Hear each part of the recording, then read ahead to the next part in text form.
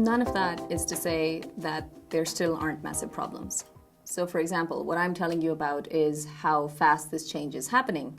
But if you look at the absolute numbers, there's still a pretty big problem. Women's labor force participation is still about half that of men. So overall, there's still a lot of change that needs to be made. There's still a lot of women that are going to university but not using their education. There's still a lot of women that are at home and in structures where they don't even necessarily want change. There are a lot of lower income women that are not getting the same opportunities.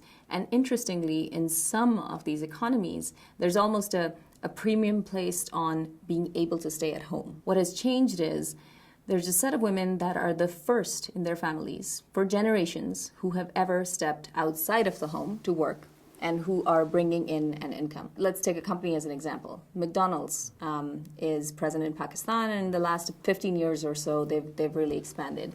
And they've made it a deliberate policy to try to bring in some of these women from lower income families who have all got their first undergraduate education or are in the midst of doing it, but they all come from families where their mothers have never worked, where none of their cousins, aunts, nobody has worked. So there is no role model of somebody working.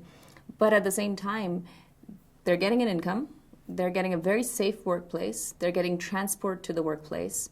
And so somehow the families, after understanding what that model means, are actually starting to accept it.